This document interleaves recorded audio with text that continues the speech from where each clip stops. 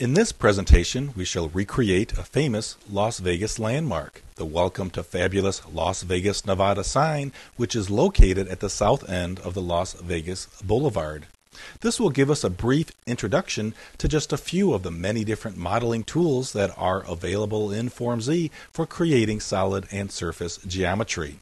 Let's get started.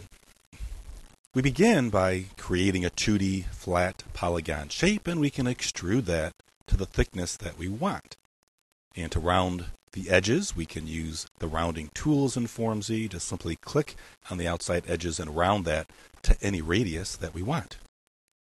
Now, to create the frame on the outside, we'll use the derivative tools, which allow us to create geometry from maybe selecting the back face and extruding that out.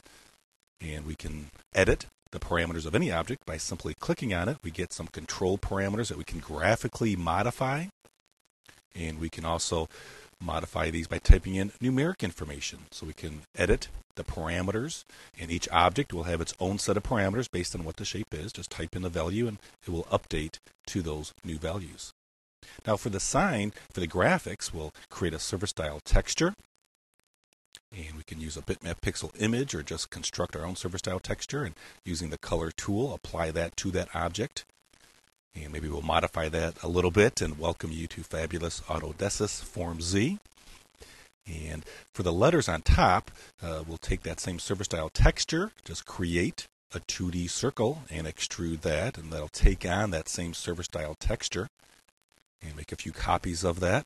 Let's make 3 copies along the right side. And then I'll make 3 more copies along the left side.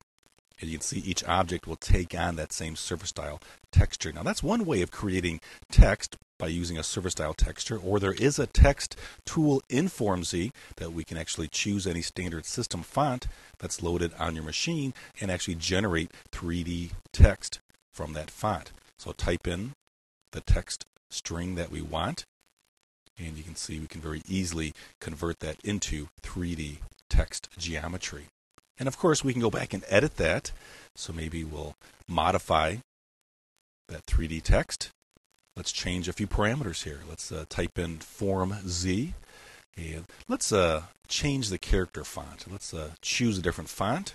Let's see. Search all the fonts that are currently on our hard drive there.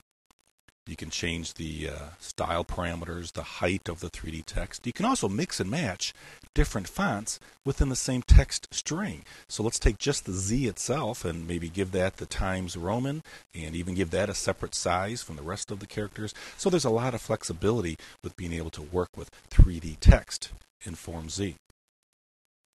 Now for the light bulbs around the outside of the sign, one way to do that is to create a path which goes around the outside. And we'll create a single light bulb by just drawing a spherical object. And using the place tool, what we can do is place that object multiple times along the path. So I typed in the value 50, so that object is then evenly spaced 50 times along that path.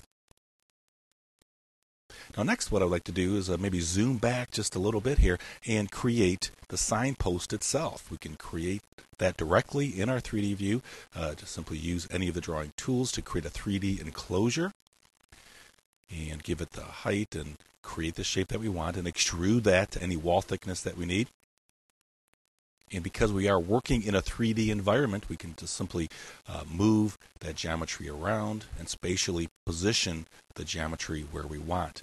Now there's a neon star that's up towards the top of the sign, and we can use the star tool in Form Z to create a spherical type object and extrude the faces out to create a star. And to create the second star, we'll do a rotate, we'll copy, and just simply create a second star like that. And I'm going to scale that down just a little bit to make the second star just a little bit smaller than the other one. Now these are solid objects. If I want to create a tubular frame, there is a frame tool in Form Z. Just give it any radius value and click on the object, and each segment of that object will then become a tubular frame of whatever radius we have set. This is good for space frame structures and truss work. Now that we have our geometry done, we can then maybe load a underlay image, drop that into the background, and then do a render zone rendering. Maybe add some lens flares to finish off our scene and render it like this.